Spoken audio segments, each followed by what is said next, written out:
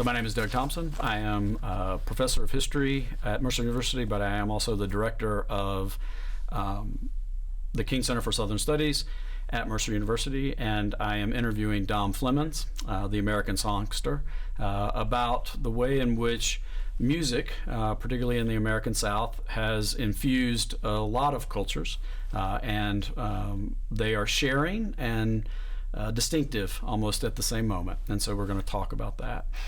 Dom, talk a little bit about the way in which minstrel comes out of the 19th century and the effect it has on all kinds of musicians.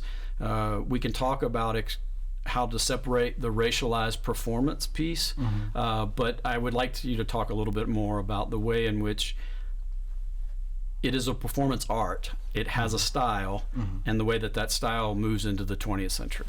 Absolutely. Well, thank you so much for having me, Doug. And yeah, and blackface minstrelsy is a, I mean, it's a very loaded question. It's a very controversial style of performance that is part of the foundation and the bedrock of American popular culture. So we have to think now, since there have been a lot of conversations about black people, their lives, and what that means to the general community. So we have to imagine a time where black people are not citizens. They are not being acknowledged in any way. And of course, we're talking about slavery, but this goes all the way up into, essentially, into the civil rights movement of the 1960s. Citizenship and the value of black people's lives was always in question. So in some ways, we have to think, if we think past the racialized style of performance, because of course when you visually look at blackface minstrelsy, you see, oh my gosh, this is so horrible. How could people do this? How could they put this on the stage? How could people love it for 100 years?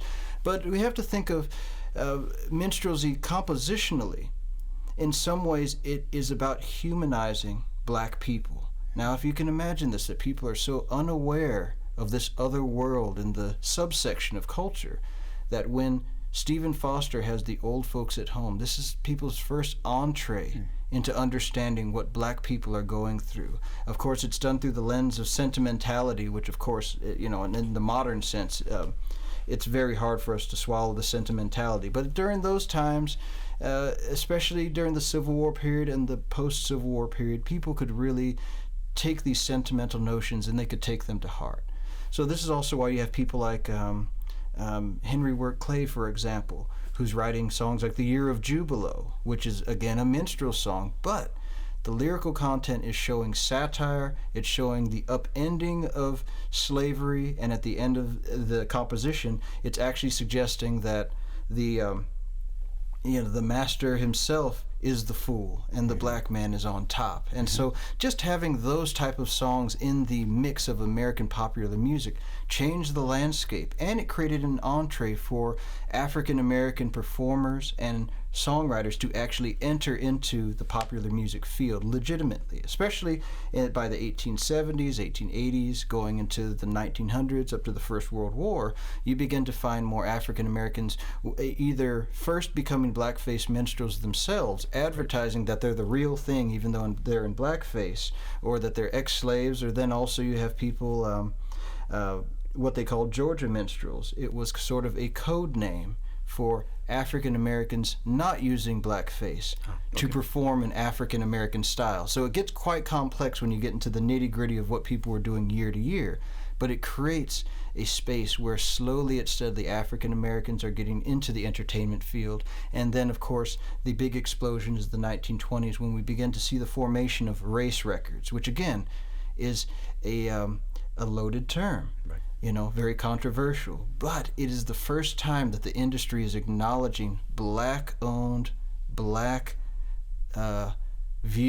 and black-demanded music. And it's I tend to say user-generated data nowadays, because we can now understand that if a lot of different people are pushing a certain type of music, they're going to build a genre around that idea, and then you create a whole record industry around that. And that's essentially what happened with race records. When Ralph Peer first recorded Mamie Smith, he had wanted to record a little number, The Crazy Blues, with Sophie Tucker. She couldn't make it, and then by the advocacy of Perry Bradford, the songwriter of Crazy Blues, an African-American woman, Mamie Smith, was brought into play, and all of a sudden, in 1920, the whole spectrum of American music changed, because for the first time, you got to hear a black woman singing a blues song written by a black songwriter with a black jazz band performing improvised jazz arrangements on record. It's the very first time you've had that happen, and it was a big million-selling record, and it started a whole genre. So when we think of minstrelsy, it's such a complex and detailed field of music. But over the decades, it's what led to progress along the way. One thing I noticed in passing as well, as the 19th century began to come on, I found that a lot of the black songwriters, what they ended up doing is that as they became a part of Broadway, they started to substitute out racial stereotype language and Negro dialect for wordplay, snappy lyrics, and sort of jive, vernacular language, and they started to place that into the compositions, and that became its own way of saying this is black. But it wasn't through the lens of the minstrel stereotypes and the imagery that people had come to know over 40 or 50 years by that point. Right. So help us think a little bit more about the way in which sort of minstrelly in its form, its performance form, is not dead, but it is slowly disappearing because there are other performance forms. Mm-hmm. But we have a person in Macon, Emmett Miller, mm-hmm. Who is kind of at the end of that moment, mm-hmm. not completely, but at the end of that moment. But we're also going to get the blues are mm-hmm. going to come in at play at the same time. What role does Miller play in any of that? And how is he shaping the music as we kind of move into a new form, even as his performance form is largely disappearing? Well, what's interesting about Miller, see, I'll mention this in passing. I picked up a copy of the Minstrel Man from Georgia, which is the Sony Legacy CD featuring Miller's performances. And when I saw the cover of it, like most people, I was kind of scared to approach it because it's he's in blackface, and I didn't know how to take that. Being a fan of the series and having listened to like Blind Willie McTell and any number of blues performers on the same Roots to Blues series, I wanted to complete my set of music. Then I read on the back that he performed the Lovesick Blues, which had also been performed by Hank Williams, and it was actually one of Hank Williams' most well-known numbers in many ways. So that intrigued me to pick up the CD, and I was absolutely astonished to see the mixture of musical styles. So just to kind of continue on our conversation in the previous question, so 1928 is when Miller begins recording for Ralph Peer, who was the A&R man who would bring Mamie Smith into the studio with the Crazy Blues. Yeah. He would also manage the Carter family, Jimmy Rogers. He worked with Carmen Miranda, as well as Hoagie Carmichael and Buddy Holly throughout his career. So he was an A&R man that was recording a lot of different acts. And one of his theories about popular roots music was that people didn't want to just hear folk styles themselves because that was too common in one way. But there needed to be some type of experimentation that needed to go on in addition to the folkloric music. Because he didn't say roots music, he never used that term, but he said familiar music, down-home music, and terms like that, people could, by listening to it, they could hear the regional style. But again, people want to be excited. They want to hear something creative. They want to hear an experimentation. So Ralph Peer used that to his advantage. That's why people like Jimmy Rogers worked with Louisville Jug Band, Luke Jordan, and any number of African-American performers throughout his career. Right. Emmett Miller wasn't as well known, but he was a part of the vaudeville circuit that catered to blackface minstrelsy. Of course, blackface minstrelsy kept until about the mid to late 1960s in many cases. In England, it stayed until the 1980s with the black and white minstrels. So the form stayed somewhat in play. Again, after the Civil Rights era, it became very controversial, and then it just is something that just kind of got wiped out after several decades. But to put Miller in to his own context. He was connected to the black vaudeville scene around the Ocmulgee Theater and the Douglas Theater. So he was a young white kid that was hanging around these places, hearing the black vaudeville performers. And then he began to take on those styles. And the style of the day was blackface minstrelsy. So everybody corked up. So there was, in one way, to be on stage, you had to do this art form. And there was no way to get around this, in one way. But when he made his records, see, at first he was performing like any other vaudevillian, which is a piano. And there are several early records where Emmett Miller is singing just with piano accompaniment. But when they decided to expand his recordings with a bigger band, they featured the Dorsey Brothers, who again had a very elaborate career in jazz, Eddie Lang, Gene Krupa was on many of those early cuts as well. So for jazz fans, it's also an entree into what some of the white jazz artists who would become big in the swing era, what they were doing in their early days when they were just session guys in the background. So with Miller, it's very interesting in a way that the song material he chose, they really struck a chord in popular music in such a way that country and western artists of the 1940s and 50s would record Miller's songs because in some ways they heard the records. Country and western has a comedy faction that was built on minstrelsy, but then of course they changed it and they just blackened out the teeth instead of the face in some ways, you know. And so there was an aspect of this minstrel comedy amongst a lot of the early country and music, and of course hillbilly is another controversial name, the hillbilly performers. There was a certain set of comedians that were around that did blackface but then transitioned over into more of the hillbilly stereotype. And so Miller fits in this realm. Before being the hillbilly stereotype, he was a blackface comedian within the theater and show form. So you have, like, every time you listen to any of his records, you have this merging of ragtime, jazz, what we would now call country and western music, but also early blues.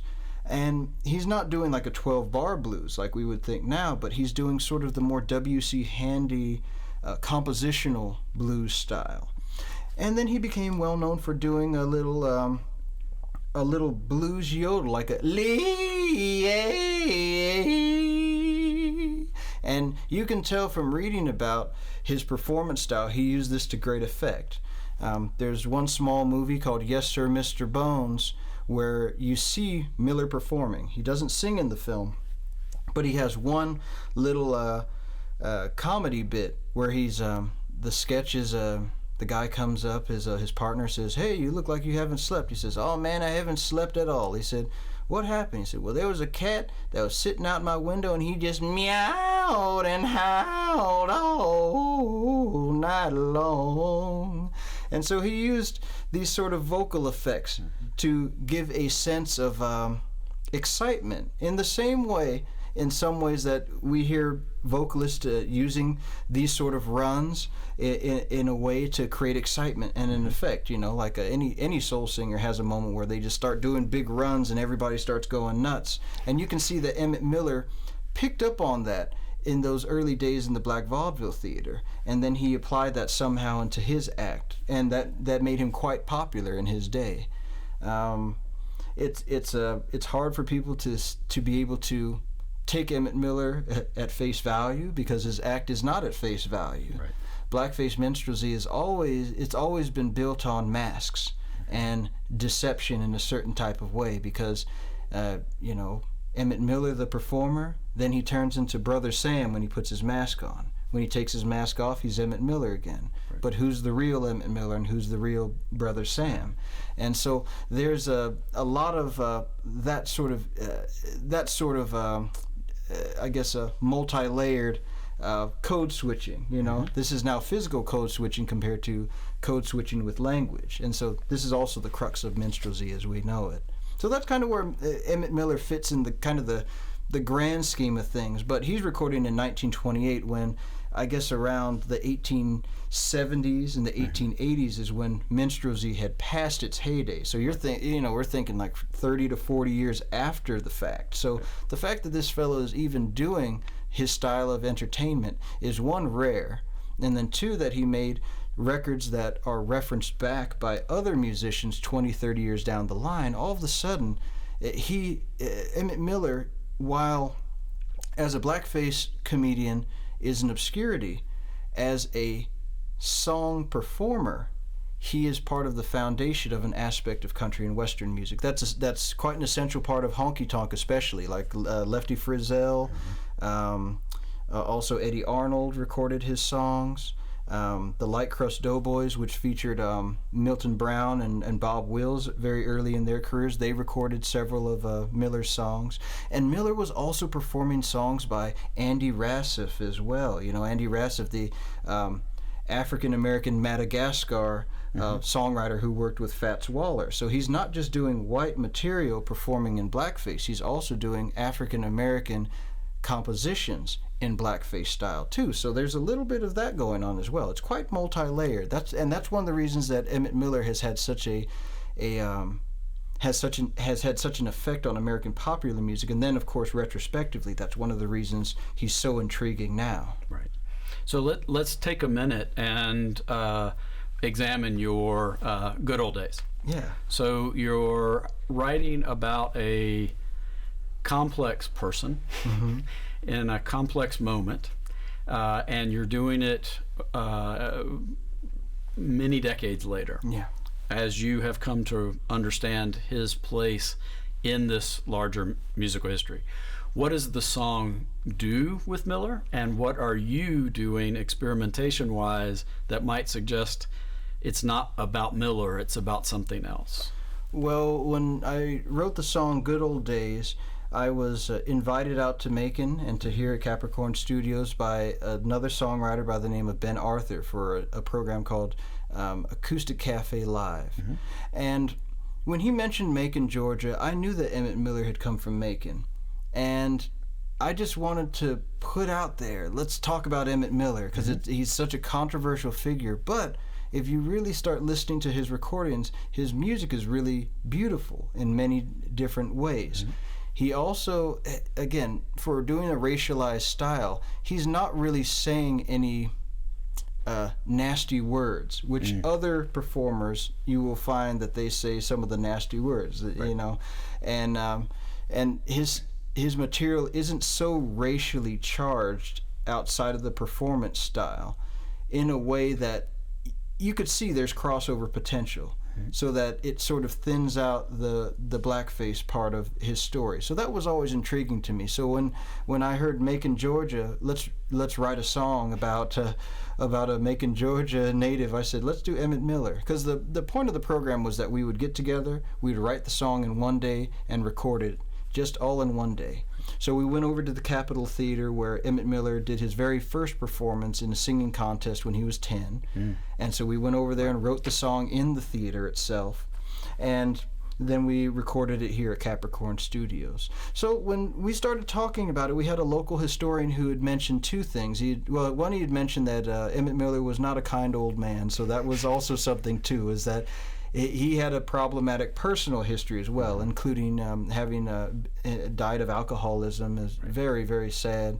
And this local historian had mentioned that he had a young wife that he had kept with him, that at one point she had told our historian that Emmett was waiting for the day that minstrelsy came back. He was just raring and waiting for the day it would come back. But she always knew it was never coming back, and it wasn't coming back, especially by 1953 or 54 when he died unceremoniously, sadly enough, in the back of a flop house, is what I was told.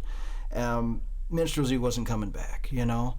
And even the musical landscape had changed so much. We're seeing the rise of what would become soul music on the Chitlin circuit. So also a thing that happens is as emancipation and freedom comes in, as you have more African American performers, they're pushing back minstrelsy, because obviously even back then everybody thought it was just as controversial as we think of now when we look at minstrelsy. So that's one thing that I found to be clear, is that not everybody agreed with what minstrelsy was about in a general sense, in a way that we can all relate to this day.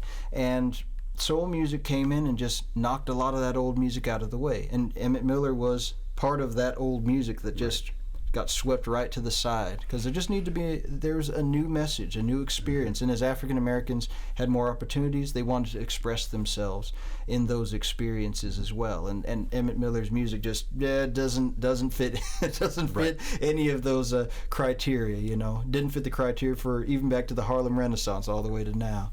And when I started working on Good Old Days, that notion that his wife knows that it's never coming back, but he is focused on minstrelsy one day coming back. I thought that was the crux of the conversation and the crux of the story. So I wanted to just use some imagery that would evoke that style from way back. So the first verse is, "You see a weeping willow bending in the breeze, past the spinning wheel of a riverboat queen, and a four-piece band playing hot ragtime," which evokes those early days on the riverboat, and minstrelsy was always pushing the old riverboat days. So I wanted to get a little bit of that imagery in the weeping willow. And you were belting it out, singing in your prime. What Emmett Miller was doing.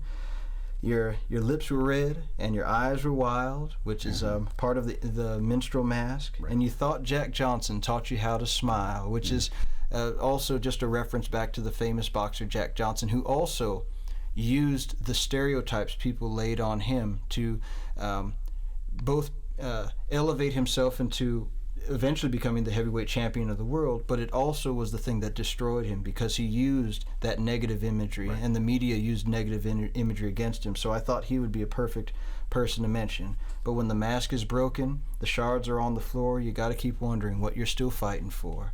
And so this is just from the wife's point of view, talking to Emmett. The bridge says, "Now Emmett, I've got nothing on your whiskey. I know it's risky to even try to talk about those good old days." And then the last line was, "And all you can hear is the wind in your ears as you keep on waiting year after year so you can rejoin the minstrel line. But the cork and the booze and the lights get you every time in those good old days." And so that was sort of where I wanted to go with it, because of course with him being blackface just being a controversial art form in of itself, I didn't want to have to tell people he was a blackface minstrel. But the imagery of the masks, mask being broken on the floor, and the cork and the booze and the lights being a part of theatrical life, that was something that I wanted to evoke for people, so that they could see Emmett Miller as an emotional person. Because of course, like I said, he wasn't known for being a nice guy, and so because of that, he has to be acknowledged in some form or another, because like a lot of controversial musicians who have their own controversial histories, it is a crime to take him out of the spectrum of American popular music, because of the evolution that he started when he made his records. I mean, it's at that time, improvised jazz was still a very new art form on record. And the blending of what would later be hillbilly singing style with improvised jazz, in whatever form it might be, that experimentation created a format that would then be taken on by people like Gene Autry, for example, who began his career as a Jimmy Rogers impersonator.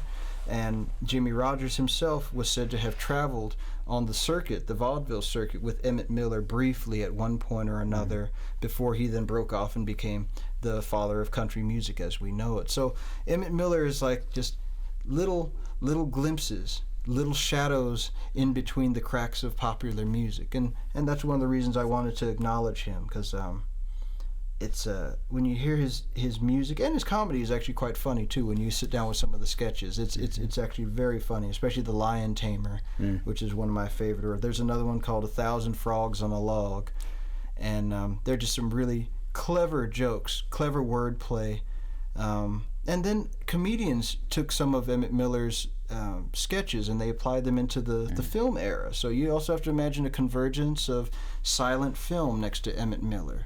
He's, in some ways, he's 10 years after someone like Charlie Chaplin or Buster Keaton. But at the same time, Abbott and Costello, there's a bit that Abbott and Costello do where it's when the landlord asks them for rent. He says, okay, well, I only got $13. He's asking for $27. Okay, I'm going to show him how I'm going to put $13 into $27. That makes sense. And so there's a whole bit, and he actually writes on the wall and writes this whole formula to outdo the landlord. Now, this is a bit that Emmett Miller performed as well. So this is part of his comedy on the vaudeville stage. Now, and if we think of film and television as being an adaptation of the vaudeville stage, some of Emmett Miller's material creeps into the evolution of what would become television as well as popular music. So again, it starts to, all these layers start to reveal themselves, especially once you get into the material that Emmett Miller was performing. And like I said, even though it's racialized, he doesn't tend to use any he doesn't use the N-word. He doesn't call people C-O-O-Ns and all that sort of stuff that are a part of the older tradition that he represents. He was actually had a very progressive way that he was handling the material, as progressive as it could be in the context of blackface minstrelsy. Right.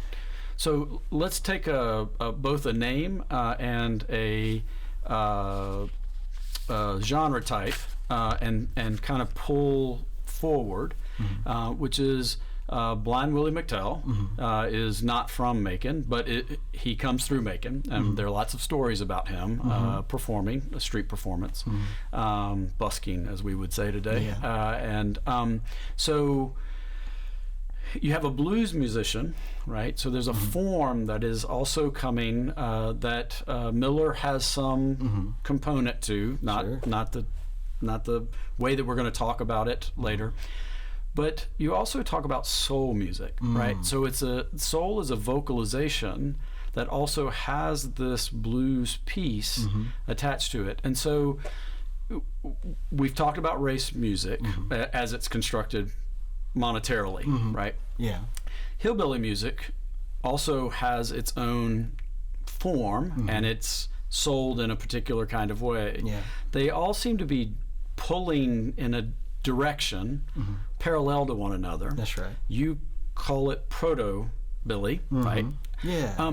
How does all of that work sort of show up in places like Blind Willie McTell? Like, it may not be there, but I'm curious if it is. Or more importantly, how is he signaling to something that's coming later that is going to show up in perhaps a place like Otis Redding or James Brown?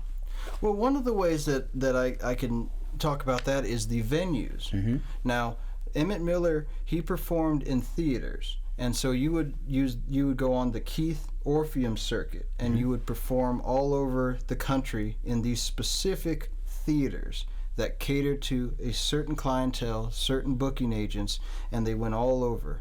And as I mentioned before, Emmett Miller was influenced by the black vaudeville circuit of the 1880s and 1890s, and that was its own series of theaters. Like the Douglas Theater is a part of a much larger theater circuit. So you have to imagine first it's theaters, but then when you start to have some of the economic downturns of the 1880s and 1890s, those theater many of them shut down. Many of them could not accommodate all the musicians who were coming into the vaudeville circuit at that time. So then they regionalized and traveled out. And eventually they became medicine shows. Now, medicine shows are more of a folkloric version of theater. They have their links back in England and traveling circuses and shows that, again, in Shakespeare, they talk about these traveling shows. So you have to imagine by I guess around the World War I era, this is before the FDA began to approve everything. Right. You had people at times that would be unhealthy or sick. So you had a doctor who would come from out of town and he would sell you an elixir. Again, many times it was like booze with some Coca-Cola in it or whatever. Right. But other times it was a way for people to have homemade remedies that were somewhat commodified and made into a commercial type of product. So each of these medicine shows had a doctor, and then they had a musician who was a part of the medicine show, and they might have something else. They might have a Native American chief who was like the like when we see health commercials now, the guy with the white jacket's a doctor. Right. You know, the Native American chief used to mean that. You know, Native American chief approves such and such an elixir, because and then they sometimes they were selling the truth. Other times they were just selling you a bunch of hooey about the authenticity of said product. But through that, a lot of rural communities then were being trained to go to tent shows with these medicine shows. This is where it links to the Chitlin circuit. So they're not related per se, but the entertainers of the time began to see that secondary towns and sort of third level towns outside of the major urban centers of the South were, ripe for audiences that were just starved for any type of entertainment. I've spoken with blues singer Bobby Rush, the king of the Chitlin circuit, about this many times. Because these were such small communities, they could, you could go out, Macon's kind of a bigger town, but if you go to, again, like Kathleen, or if you go like to Villarica, or some of these smaller towns, you can find a lot of people who will go out and they will pay their little nickel or their little quarter or whatnot to go into a big tent show. And by the time you get to the 1920s, this is where people like Ma Rainey and Bessie Smith are making their way. And then, of course, the Chitlin circuit grows in the 1940s in a different form. That's when you have, Sister Rosetta Tharpe, Little Richard.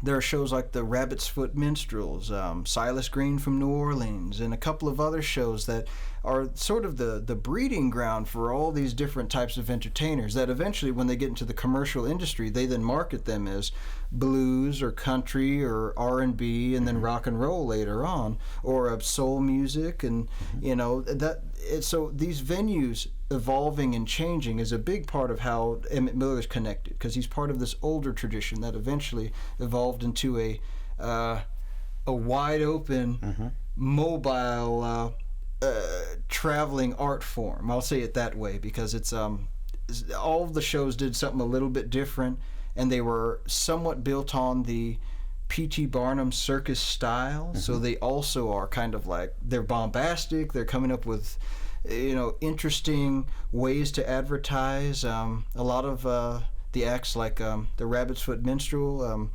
the fellow who started it, he was a eccentric dancer who danced on roller skates, and because roller skates were kind of new, it started a trend around roller skates. So you have to imagine, it's like the memes we have on the internet now. Like some of it is just for shock value, and that's also a thing with blackface minstrelsy. It's meant to be like, oh my gosh, I can't believe he said that. And that's what distracts you, and then what brings you in at the same time, because it's everybody can relate to sort of an odd joke, and sometimes the shock value can bring on the popularity just in of itself. So that's kind of one of the ways that Emmett Miller fits within this bigger scope. Nice. We don't have to spend a lot of time on it, but it just struck me that that's Lil Nas X. Yeah, exactly. It's the meme that then that's right. Old Town Road. You have a meme that turns into a song that attracts you to and becomes commercially successful. And that's a perfect example where let's say like Lil Nas X could join Silas Green from New Orleans. They would then feature him, and Silas Green already has an orchestra pit band that will play his song. Right. So he just has to run out there and sing. And of course, later on in the R&B days, when someone like Roy Brown's doing Good Rockin' Tonight, he never had a band. He always was a guest vocalist in an already established Southern band of some sort. Because there's also, again, the Chitlin circuit is built on great local bands backing your blues singer. So the blues singer just comes and says 1, 2, 3, hit it, and they just do it. Right. And that's its own art form in of itself, of being a very exciting vocalist. So Emmett Miller fit that, and Blind Willie McTell in some ways fits that as well, because it's interesting you mentioned Blind Willie with Emmett Miller, just because of the way that they tell stories. There's a record that Emmett Miller recorded called The Gypsy, which is this really just interesting. It's like half a sketch, half a song. it kind of has a flow, so it almost feels like hip-hop, even though it's not the same thing in any way, but it has a flow with the lyrics where it's punchy jokes, punchy couplets that are going back and forth. So there's a little bit of that going on. And Blind Willie McTell, he's got a lot of stuff like that. I always love his song Kill It Kid. I mean, and that's just a song about getting on the dance floor and killing it. And we still use that vernacular language. When someone's out on the stage and they did a great job, man, that band killed it. And it goes back to people like Blind Willie McTell. But also, with folks like Blind Willie McTell, he has shock value as well. That song Kill It Kid is like, Sister Kate took Brother Mo and danced him around across the running board, hollering, "Kill it, kid. A sweet mama, let's kill it, kid." So there's stuff like that. But he also throws in, grab your mom, grab your pa, go down to Florida, draws them Georgia laws. Kill it, kid. Hot mama, let's kill it, kid. So he has social commentary that he's sneaking into a dance number. So you could take it two ways. You could take it leaning into the racial stereotypes in one way. For white people, they could say, "Oh, he's giving us what we need."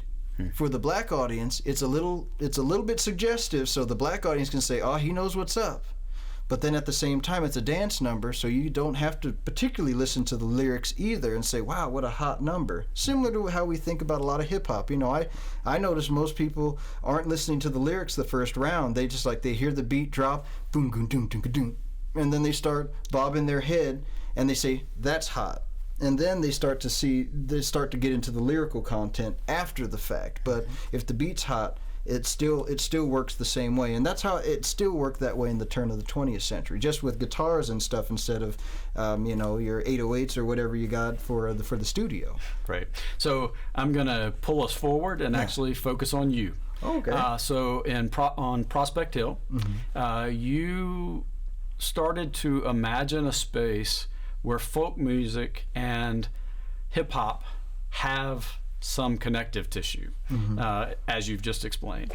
So in Grotto Beat, you express in interviews that this is a place where you're convinced that there's an album or a musician who's trying to do this stuff earlier, but you are trying to do it. And so one of the things I'm struck by in your description of music that we've been talking about is that innovation is always part of the conversation. Something is moving forward. And so I'm sort of curious about the way you see yourself as a folk musician, right? And I don't mean that that's all you are, but that you see yourself in those terms, but you also recognize that there are other forms that work inside of this conversation. And so I'm curious how you see that as a performer, not so much as a historian. Well, as a performer, Grotto Beat's a great example of an experimentation trying to bring folk music and hip hop together. One of the things I noticed early on, I came across some of the recordings of Frank Stokes, also Blind Willie McTell's like this, where they have their standard blues numbers, but then there are these songs that are these really hot lyric narratives. Like Frank Stokes has a song I recorded on Prospect Hill as well called "It's a Good Thing."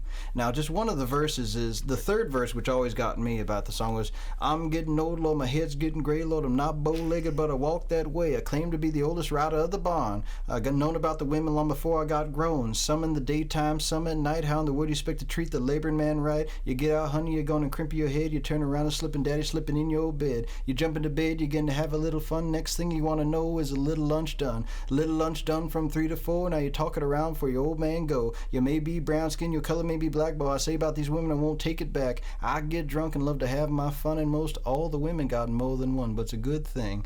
And when I heard that on a record made in 1928, I could not help but see a parallel with hip hop, and especially not just hip hop as we see it now, but the early rap records of the early 70s, because I'm a child of the 80s. So when I grew up with hip hop and rap, it was very much built on there being a beat, and then there was an MC that was saying his one piece, and then the beat would fill in the rest.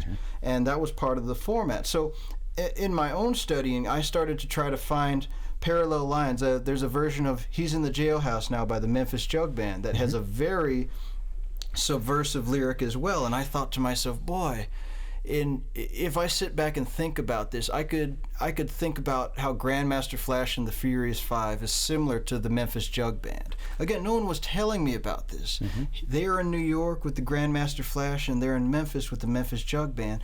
But I found that the lyrical content and the song form just almost touched in a certain way. And so I started to try to find those different elements, and I pieced some things together over many years of just studying the music. And I kept finding songs like this that were coming along the way. I recorded one called Bye Bye Policeman from Jim Jackson, and another Memphis songster that I wanted to emphasize that more and more as I was performing. And when I did Prospect Hill in 2014, I decided I really wanted to do an unabashed early hip-hop sounding record that was built on the traditional fife and drum style. So my own background, I started out in playing percussion in the school band, and when I was in high school I played in a 4 bass drum marching band. So marching bass drum is my one instrument that I'm formally trained on. So polyrhythm's a big part of all of my music, and I wanted to explicitly use the marching bass drum. I think back on a particular album on Testament Records, Traveling Through the Jungle, which features a lot of early field recordings of fife and drum music, and I had heard that style, and I just thought it was just the most beautiful style of music I'd ever heard. Most of them, the melodies are built on one little riff, but it's all on a fat beat. Whether it's the marching bass drum and snare drum, sometimes it was double bass drums or what have you. And I wanted to do a modern version of that. Of course, people like Sade Thomas have been around for quite a while in the Rising Star Fife and Drum Band. And I wanted to do some type of modern version. And with Grotto Beat in particular, first I just cut a fife and drum piece. I had Ben Hunter on the marching bass drum on that one, Guy Davis on the snare drum, and then I was playing fife over that beat. And after we recorded that particular track, I thought it needed some words, and so I came up with 3 little lines, 3 sort of meditations. I'm going backward up the mountain, because I was thinking at that time society was changing with the digital revolution. So going backward up the mountain was sort of a symbol of what I wanted to do in the industry. Instead of trying to go forward at it, like I had been going for most of my career, I wanted to find out alternate routes. And then the other line was, if you can't come down, won't you bring us up? And if you won't come down, won't you bring us up? And I thought that was an idea of people connecting together. And again, when the way that society was structuring how resources were being distributed and all those things, I thought that was a notion I wanted to bring in. And then since I had Guy Davis with me, one of Guy Davis's his very first acting role was as the lead in Beach Street. And so I told Guy, I said, hey, can you do like a little monologue, kind of like, and I told him like the beginning of The Warriors, like there's a scene where the guy says, can you dig it, kind of a big African Bambaataa type of monologue. And I said, can you do that? And Guy just jumped right in on it. And so through that, we were able to sort of take a lot of what I found in early hip-hop, especially when you get back to some of the stuff like Spoonie G and some of the really early regional rap records. You're taking kid game songs, or you're taking toasting, which is long-form couplets, in the style of like Rudy Ray Moore or any number of party record performers, and then putting artificial beats behind it, because of course rap is built around the advent of disco and drum machines, and taking these folkloric vocal styles and putting it on artificial beats. That was one of the keys to hip-hop. So I wanted to take out the artificial beat and then put in an organic beat, and so that's sort of where Grotto Beat kind of came into its own, because I wanted to show that. Of course, now it was interesting. In 2014, trap music didn't exist back then, and it was like in 2015 and 16, trap music really picked up in popularity. So it was really awesome in one way to be able to record a song that was in line with what the modern hip-hop movement was going to become. So in some ways it was really interesting. There was a parallel line between what I was doing and where people wanted to go. Because of course when you have an artificial beat, you have to program the beat in one way. But if you're just hitting a drum, or you're even if you're just hitting a pail or a stick or a cowbell or whatever, you can create an organic beat that you can loop that has the feel of a real human being playing. But it has the the repetition and the flavor of a hip hop record. So I wanted to try to experiment with that. It's only a 2.5 minute cut, but it took a lot of a lot of thinking to get it to where it was going to be on that final product. And then of course the final thing was with Prospect Hill. A lot of the music I play was recorded in the early acoustic era and early electric microphone era. So the sound quality is so lo-fi that many modern listeners just can't even break through the gap of static and everything like that. And so with Prospect Hill, I specifically grabbed an engineer, Jason Richmond, who was a jazz producer, because I thought to myself, I was like, in bebop, they're all playing acoustic instruments, and jazz is acoustic music in a way. So why can't I record my type of folkloric music like a clean jazz record, like a record on Blue Note or something like that, and that kind of was the notion around that, to get a real clean record of this in many ways is a type of music that was recorded on primitive material, on primitive machinery and primitive equipment. I think you've hit all the stuff that works here. Right. In particular, I want to say thank you for the Emmett Miller piece, mostly because I think he can become a caricature of both of the past, but also of sort of music, without recognizing the way his influences end up in places that he would have never imagined. Yes. Right? Like and it's the power of your storytelling that does that, that I think is helpful. Clearly we should have you back to talk about Little Richard, right? Or more about blind Willie McTell, or Otis, right? Like there are more pieces of the conversation that we could have. But I do think that your work, particularly as it relates to thinking about popular music, right? That this is a form that in the 1920s is not simplistic, but it is simple, in the sense that it made sense to people. It expressed something about who they were, and I think that that's the way that music has continued to talk to people. It meets them where they are, as opposed to the way we could analyze it to make it make sense. Sure. What you do is actually both. And so I want to say thank you for taking the time and letting us actually talk through a little bit of Macon history, music history, and your own attempt to make sense of this past that is complicated.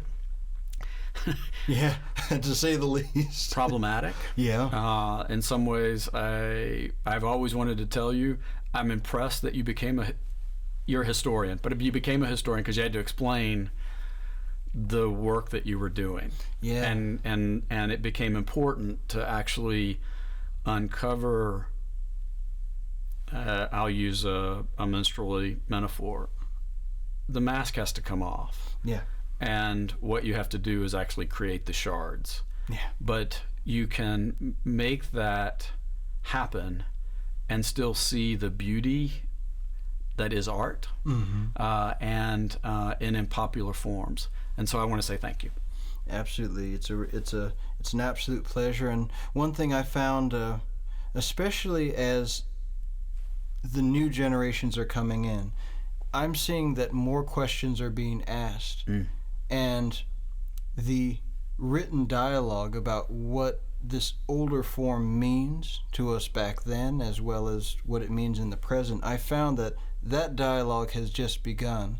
And so in some ways it's really tough, because again, a lot of people have living memory of the hardships, and that's one thing that's you can't overcome that, and you can't deny people's memories of how hard things were in segregation. But it's worth noting that for those people's grandchildren, their great-grandchildren, without having those elders there to kind of hold it at arm's length, if we don't talk about it, it will encroach upon the younger people. And so we just have to make sure that people are aware of what things are, and how how they've affected us over time. And then, of course, with music, there's so much wonderful music, especially since we're talking about African American music. There's so much wonderful African American music from the turn of the century that most of the time it's been relegated to the specialists who focused on those records, which many times they were white collectors. And I think now that we have access to a lot of those 78 RPM records, especially through things like Spotify and the digital platforms, I've always found that there's been a need to have just context for any of that stuff. So if a kid like stumbles on Blind Willie McTell, they have some notion of why he's doing what he does, and then also he's got some real punchy lyrics, and sometimes a little context goes a long way for stuff like that. So just from the very beginning, I found that I was drawn to that, and having started out in folk music myself, I saw Dave Van Ronk, the wonderful folk singer from New York. I got to see him when I was about 18 years old, and I saw the power of storytelling with songs in a certain way that you can give people a much deeper sense of what the song means. And again, sometimes, like I said with Grotto Beat, it's like a 2.5-minute song, but we could talk for hours about how the song came together and what musical elements brought it to place. But that listening experience is really the key at the end. And I feel like in trying to modernize in the way that I've been able to, that's one thing I try to do, is just create a listening experience that goes through, if we take a tintype image, we can just pull back the artifice of the tintype and see the real person in that. And that's something I found is essential more than ever. And so that's one of the things I've tried to do. So I thank you again for asking me to be a part of it, and again to be in Capricorn Studios. I mean, it's a dream come true, you know. We're glad to have you. Thank you.